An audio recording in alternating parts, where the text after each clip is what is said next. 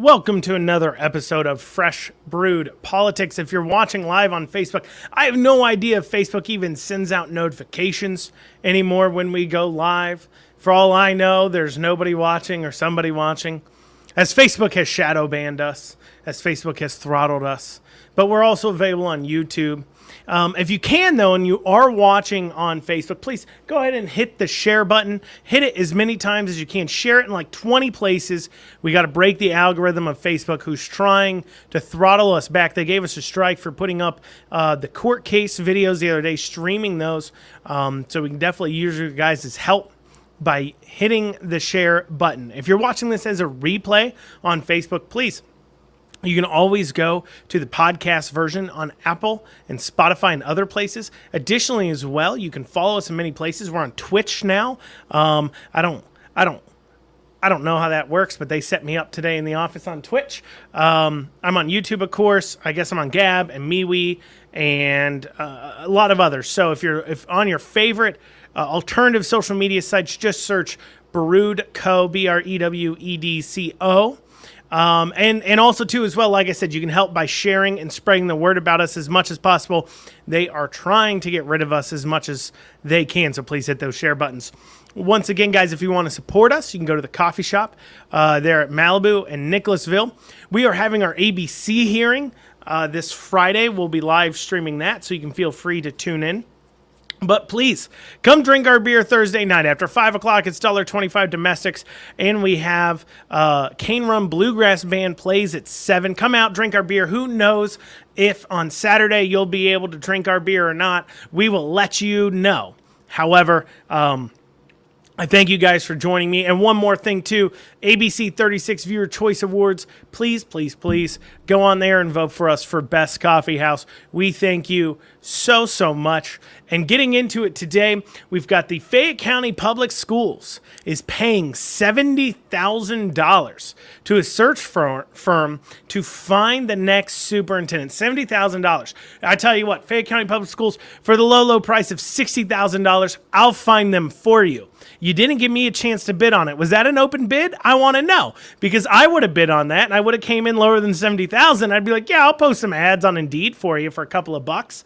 But of course, that's not what they're doing. They're paying $70,000 because, one, they need somebody else to blame, and two, they're trying to check mark boxes because they're real important about making sure that it's, of course, they've said it out loud. They're looking for minorities. They're looking for specific individuals that check mark boxes. Not that they're skilled, not that they're going to teach your kid a course, but do they hit the intersectional boxes that they need to hit? That is what they're worried about. And I can tell you this much, guys, they're paying $70,000 to do it. But what's more interesting is they're using the firm Asher to do the search. Now, who is Asher? Well, last year, the Kentucky Board of Education gave them $150,000 to find a new commissioner. Now, that was under Andy Beshear. Now, under Papa Beshear, Andy's father, when he was governor, they were 3 times over the course of 8 years asked to hire somebody for the Kentucky Board of Education commissioner. 3 times in 8 years. You think they do a better job of finding somebody who can stick? If you have an average amount of time lasting of less than 3 years that people are recruiting for you, please explain me why you keep hiring them and why do you keep paying them so much money. I mean, last year we're talking KBE gave them $150,000 to find the commissioner.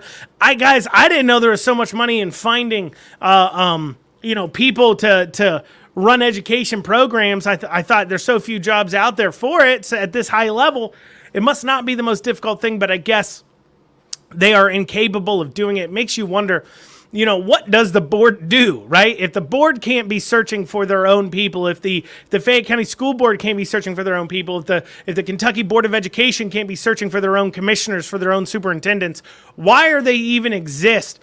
Clearly, it is a misuse of money, in my opinion. And it seems like a payoff of donors. I know Asher has some other connections there to the Beshears outside of the massive amounts of money they're being paid. Now, moving on to some more national, across the nation news as far as it goes. And once again, please hit that share button for us if you're tuning in. Facebook is holding us back, so hit the share, break that algorithm. All right, so McConnell comes out. They're trying to put together this January 6th investigation. So they're trying to, of course, investigate into the insurgency that was a January 6th. Now, if you are like me, you probably, much like myself, look around at that and say, listen, do I think there were some bad actors? Sure. I think the majority of those people, because those of you who haven't been to the Capitol, if you've ever been to the Capitol, you can just walk in the Capitol building. You are allowed to do that. You can walk into a lot of the side buildings. You're supposed to go through a security checkpoint, but it is open to you to walk in. As I understand it, on January 6th, it was wide open. And most of these people were probably just strolling in. I talked to my wife about it. I said, if I was there and the doors were open and people are just walking in calmly, I'd be walking in too. But, of course, we got to launch this giant investigation about it. Why? Well, because Trump's no longer in office, but we need the distraction to distract from the terrible, horrible policies that the Biden administration has been executing on. We've seen some pretty terrible results coming out of the Biden administration, and Orange Man Bad isn't hiding it for them anymore. They need this January 6th investigation to continue to hide Orange Man Bad. It's got nothing to do with caring what really went on. They don't care. They don't care at all. But McConnell came out and said, no, we will filibuster that. And that has pretty much killed it in a while, much to Nancy Pelosi's chagrin. We'll see if they try to jam something through, try to make some deal on it. But nationally, I don't think that will be the case. I don't think that'll be the case. Additionally, we've got the ugly monopoly of Live Nation and Ticketmaster rearing its head again. For those who are unaware, Ticketmaster, it's rearing its head because Ticketmaster is making noise like they're going to require vaccination in order to go to their events. Now, you could be saying, well, why can't we just use somebody else, right? This is where the free market will provide, and it will provide an opportunity for somebody else to come out that does the same thing. But here's the problem, okay? Ticketmaster, this is how the concert industry works. So, like, if Rump Arena has a concert, okay, it doesn't go out and it doesn't, book some guy, let's say, I don't know, Luke Bryant or whatever, if you're into that guy. They don't go out and they book them. That's not what happens. What happens is a promoter goes out and books them, fronts the money pays, like Rump Arena to use the arena, pays the artist to do it, and then keeps all the money from the ticket sales. So it's a profit-making situation. So, if like Luke Bryan's doing a tour and it's a 50-city tour, a promoter has booked him for those 50 tours. He's getting paid, maybe, I don't know, let's say $400,000 a show or $200,000 a show, whatever his going rate is. I don't know what it is. But let's say he's being paid $200,000 a show over those 50 shows. So, he making, what is that, $10 million? So he'd make that $10 million, but it's paid out of by the promoter. And then the promoter turns around, books the venues, makes some money off the tickets. Well, Live Nation was the biggest promoter in the nation, promoting a good chunk of the shows. And Ticketmaster came in, and they were handing the sales for almost 75-80% of the shows. And if you remember, there's at one point where I believe Metallica was trying to break free of Ticketmaster, and Ticketmaster turned around and was telling people, hey, if you book Metallica, we're not going to sell you tickets at your events anymore. Well, Live Nation and Ticketmaster have gotten together, and they have a stranglehold on the industry. Basically, if you're a major star, there's nobody else you're going to play for other than Live Nation. If you have one of these venues, there's nobody else really booking Rump Arena other than Live Nation. And of course, Ticketmaster's the one selling the tickets. So if you want to go to live concert, live music, what have you, you have to do whatever Ticketmaster says. They control something like 90% to 100% of all the major concert venues. Now, naturally, this is going to be a problem, and it creates an incentive for the individuals you guys look up to that are not medical experts, like country music stars, rock stars, pop music stars, to be coming out and advocating for people to get vaccinated, because they can't make money going to these shows unless people are vaccinated. So it's creating an incentive other than profits from the customer to do it, because Ticketmaster can turn around to the event venues and say, well, if you rent out to other people, we're not bringing any shows to you anymore, which will cost them a lot of money. So they're not going to go book somebody else. And it's putting people in a position. And what's worse is live music had been on the rise. I mean, 2019 was one of the biggest years for live music in decades. But yet, here we go. We're dealing with this situation now. We'll see how it affects the music industry. But it's more coercion coming out of the private industry, causing and forcing individuals to get vaccinated if you want to see them. They are already doing a vaccinated or negative COVID test requirement, but now they're making noise that they're just going to move to just vaccinated, which of course is anti-scientific, as you guys know. Immunity, it's unclear, but it seems like, based on all the studies, that there's equal amount of immunity given for having had been vaccinated compared to having had COVID. So far, all the studies say it appears to at least be the same. Pfizer, Moderna, of course, in their source material have said that there is no, they didn't find any added benefit for people who've had COVID to getting vaccinated. So, of course, it's focusing on one of the wrong indicators. But, there you go. Live Nation Ticketmaster rearing its ugly head again. Moving on here, we're going to talk a little bit about Michigan. There's some funny stuff happening up in Michigan with Gretchen Whitmer, Governor Whitmer up there, who might be worse than Governor Beshear as she attempts to tank an entire other country's economy. So, to give you some idea what's going on there, Gretchen Whitmer back in March, she flew to Florida to see her father, okay? And when she flew to Florida to see her father, she booked, for the cost of $27,521, a private plane to fly her to Florida from a nonprofit that she controls. And the nonprofit paid the $27,521. Now, why is this such a big deal? Well, first, the trip is under investigation by the FAA, the Federal Aviation Administration. Why? Well, it turns out that the private plane she booked couldn't legally be chartered for those flights.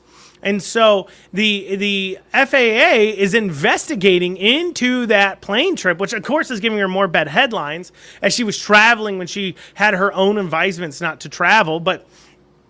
And so the FAA is investigating this, saying, hey, listen, this plane wasn't able to be chartered, but you turn around, you chartered this plane. How did this happen? Who did it occur, and who's held liable? Because it could be possible her nonprofit is possibly going to be held liable for chartering this plane. But on top of that, on top of the FAA investigation, now we have the IRS coming in to investigate this situation, and they say, hey, how did you pay for this plane again? Oh, that's right. You used a nonprofit that you control in order to pay for this flight. And this nonprofit, that looked like a personal expense because you're flying just to see your father.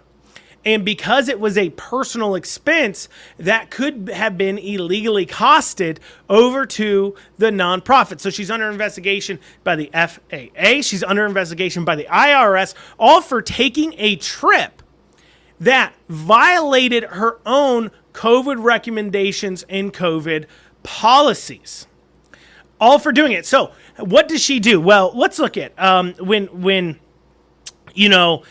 Joe Biden is facing bad headlines for, bad economic policy, gas shortages, gas lines, things like that. They change gears and they throw out a good COVID headline. You can take your mask off if you've been vaccinated to distract away from him. So what's the governor doing? Well, kind of doing a little reverse Biden.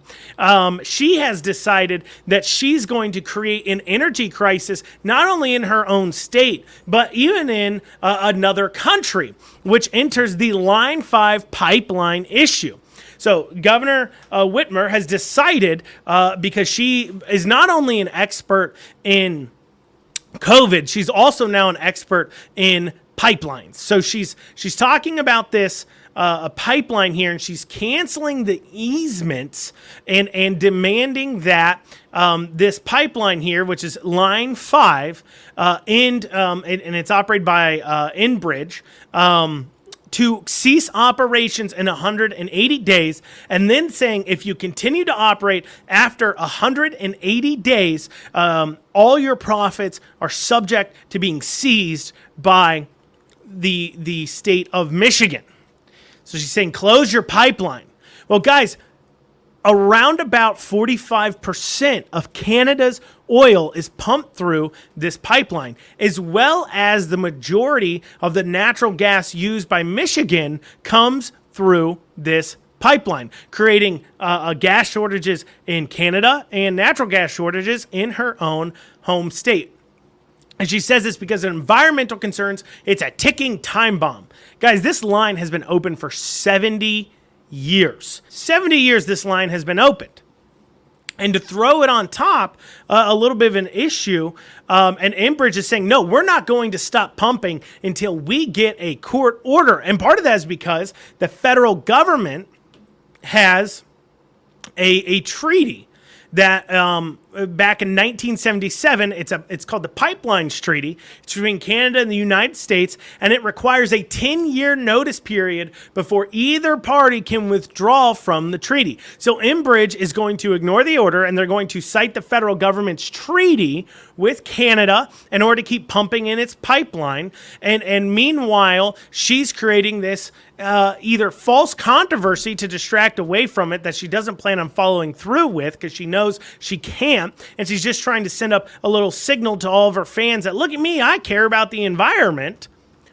Or she's really planning on trying to close down this pipeline. Should Line 5 be closed, guys, it would take 800 tanker rail cars and 2,000 trucks each day to move oil from Michigan into Canada. And guys, in just tolls alone, we did some math on the two bridges they'd have to cross and the toll cost per axle and everything else. Guys, we're talking around at least $50 million a year more into the Michigan state government in revenues just from the toll fees alone. Just from the toll fees alone, they're talking an extra $50 million, not to mention all the other fees you get for the trucks. The other reason she could be doing this is because one of her major contributors constantly has been the Teamsters. Tons of money the Teamsters have been given to her, and the Teamsters represent a good amount of truckers and driving and transportation and rail. They represent a lot of different groups, but one of their major groups that they originally covered was transportation. And if the Teamsters are coming in and now getting to run 2,000 more trucks a day, in Michigan carrying this oil, if she shuts down this pipeline, does that help out her donors? Of course it does. Now, I'm not trying to say she's, putting an entire country's economy at risk to distract from the fact that she ignored her own COVID guidelines, flew illegally on a plane, and then paid for it illegally. I would never suggest that that's the case. However, it appears to be that she's trying to distract away from it. On my side of things, I think she, it just seems oddly convenient. She decides at this moment to do it. And so, to distract away from an oil shortage, you take down COVID guidelines. I guess to distract away from you ignoring your own COVID guidelines, you create an oil shortage in another country and a natural gas shortage in your own state. Let's just distract them all away from it. And I think that's what's going. Meanwhile, giving a pat on the back to my donors to let them know I've got them covered. I'm going to give you millions more in union fees. Let me take care of you. And, that is pretty terrible things. Governor Beshear does a lot of terrible things. Governor Whitmer appears to be doing some pretty terrible things as well. Some pretty terrible things as well. As a reminder, guys, please go ahead and hit the share button if you're tuning in. Facebook is throttling us back. And if we normally have several at least above 100 people watching on Facebook. Of course, they're throttling us to about 10 to 20% of that. So please hit the share button if you can. And if you're listening too, remember to come onto our page on a regular basis, because they're not going to show you our posts anymore. You have to manually come onto our page to make sure they show. So coming out of Congress, we have some congressmen and women, Congress people, Congress X's, Congress Tinkses, Congress individuals who are in Congress who are ignoring Pelosi's unscientific guidelines. One of them is Kentucky's very own Thomas Massie, and he's pretty fed up. I was talking to him a couple weeks ago, and this was after Biden's fiasco, called a State of a Union type address, but it was kind of late.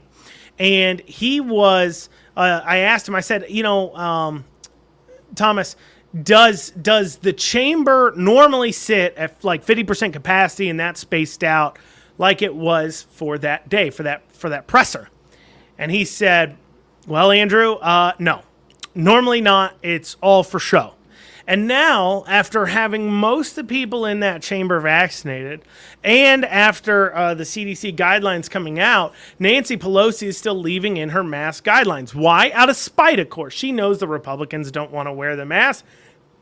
She knows the Republicans know that it's nothing but a virtue signal and a Democrat symbol of their virtue and of their party, and that's what it is. And she wants to mandate those Republicans wear it as much as she can to show their support. Well, several Congress individuals decided they're going to stand up. They're going to say no more, and they're not wearing their masks anymore on the House floor, as that is anti-scientific. I know Massey posted up a picture of him throwing away his citation, and he's getting fined $500 a day every day he doesn't wear a mask. So, if I was you guys, I don't know, I would maybe donate to Congressman Massey. You can donate to us too, donate.brewedco.com, shameless plug.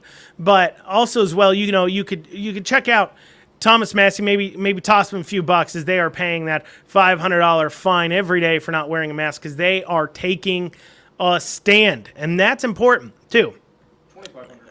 $2,500 $2,500 a day now? They're getting, Nick's coming in saying they're getting charged $2,500 a day now because Nancy Pelosi's like, put on that mask. And they're saying, no, I'm not going to do it. That's the kind of fighter I like. Those are the kind of fighters we stand for here. So please support Congressperson Massie as well. So that's just kind of covering maybe some national news, some other state news too as well. But I want to take a moment to talk about what does liberty mean to me. We've had a lot of people, as we're posting about kind of what we're doing moving forward, at saying, oh man, I thought it was all about choice. Now, of course, those people are detractors. They don't understand the liberty philosophy because they never will. But they sit there and say, oh, it's all about choice, and now you're fighting against choice. No. Liberty and choice means you're free from the government and repercussions from the government for making free choices, right? You're free from the government forcing down their opinions on you. It doesn't, other people's opinions on you. It doesn't mean you're free from their opinions. It doesn't mean if you're for liberty, you suddenly now don't have opinions. Of course you do. In fact, the liberty philosophy is an endorsement of the fact that you have opinions and there's other ways to effectuate it. I'll give you an example. I was having a conversation about, hey, we need to start engaging in the culture wars. And somebody came on and was like, well, we can't be complaining about culture war and come back out and everything else. And it goes, well, hold on here. Cancel culture to me means if you're talking about getting, like we are, throttled or deplatformed off social media because they don't like your message while enjoying protections from the government,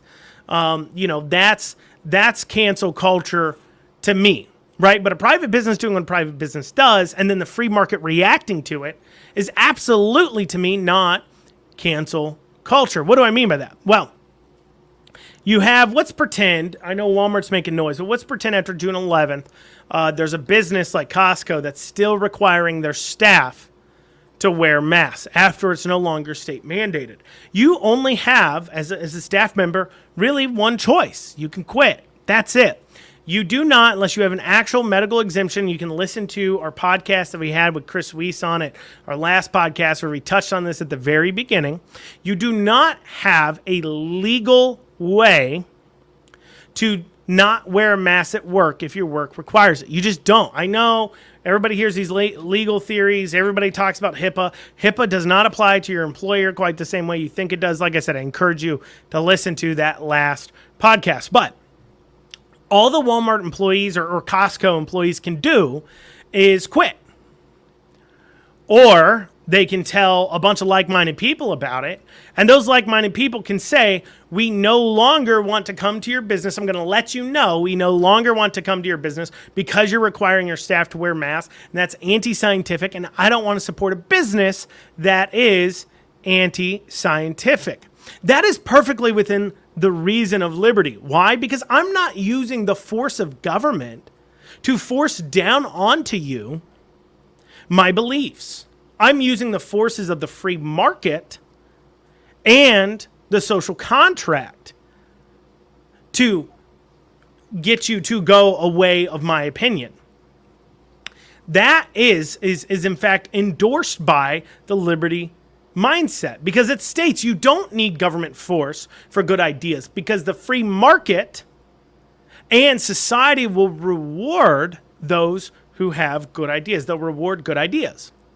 And so for that reason, I see a lot of people that don't understand the liberty. Of course, on the other side, trying to claim if we somehow say to people or have an opinion that says you shouldn't be wearing a mask, now the CDC has said you don't have to, especially, then somehow we're not allowed to have opinions anymore because we're liberty oriented. And it's just not true. You can absolutely have opinions. You can absolutely gather people together to voice those same opinions. You can absolutely engage in the culture wars and push that Overton window in the direction you want to go. You just can't use government force to get it done. I'll give you perhaps an example of how this looks. And I'm not saying this is my personal viewpoints or anything else. I'm just saying this is a perfect example of how this works. If we rewind a few years to something like gay marriage, okay? You can say the government should not have the right to regulate who you get married to or not. That's between you, your creator, and the person you're marrying. You can say that it is not government's role to regulate marriage. You shouldn't have to get a marriage license to get married. You can say that. I believe that. While also believing that perhaps morally something like gay marriage might be wrong. I'm not saying I necessarily believe that. What I'm saying is you can hold a belief that government shouldn't force down your beliefs of saying gay marriage might be wrong or saying that you don't agree with it, while also still having the opinion. It's okay. Just because I don't want government to mandate something doesn't mean I have it. The perfect example of this in modern times would be something like Ron Paul. Ron Paul got a lot of attention for the fact that he wanted to legalize most, if not all, drugs. And he got that attention because people are like, oh, so you want people to do drugs? And he goes, and his responses are always so great. He says, you mean to tell me if drugs were legal now, you would go do them right now? No, I don't want people doing drugs. I'm saying it's none of the government's business what a person is necessarily putting in their body when it comes to that side of things. Now, that is an endorsement of doing drugs. I'm not saying I want drugs to be legal. What I'm saying is that's a perfect example of what it means to believe you don't want your government to force down something on people because you're a liberty individual while still holding an opinion that you're against it. So I implore all of you out there, all you liberty people, we naturally types of people that want to be left alone, we can no longer do that. We've seen what these people are willing to do. We've seen that these people are willing to come for everything. We've seen these people hate us. We've seen these people want to take everything from you. And if we continue to lay down, they will continue just to take from us. And I'm saying no more. We're no longer going to just lay down and let bygones be bygones and just keep compromising away everything. We will not ask our government to enforce our viewpoint. We will not do anything other than shrink our government down to as small as we possibly can, but we will engage in the social media wars, the social wars, the culture wars. We will engage in those types of activities because we're not just going to sit on the sidelines anymore. And I think that's a real key thing to understand. And don't let people who don't even begin to understand your philosophy somehow try to tear you down for doing it. Don't let them do it. I'm telling you guys right now, don't let them do it. I thank you guys for joining us so much. Please go to our Facebook page, share something, share this, share a post, comment on it. They like comments a lot on Facebook. We're trying to break the algorithm as much as possible. You need to make sure you're going to our page every day. They're not going to show you our page anymore, guys. They're limiting us down to 1/10, 120, or 10 to 20% of the reach we normally get. A lot of you guys watching this maybe didn't even get a notification that we went live, so please do that. Please support us. You can go to donate.brewedco.com, donate.brewedco.com. You can also go to shop.brewedco.com, BREWEDCO.com. And once again, guys, please let people know about us. Share us out there. We've got some big things coming the next couple of days. We're going to be rolling out some things to get us a little more social media independent. Of course, we're working on Project Uncancelable for this very reason. You can also follow us on other social media sites. I don't have a Telegram. I don't know what it is. But you can follow us on most other social media sites at Brewed Co. At Brewed Co. Most of them is BREWEDCO is our handles. I thank you guys so much for joining us, and we'll see you Monday. We'll see you Friday with one another episode, but two, our live stream of our ABC hearing. I appreciate you guys, and thank you so much for joining us.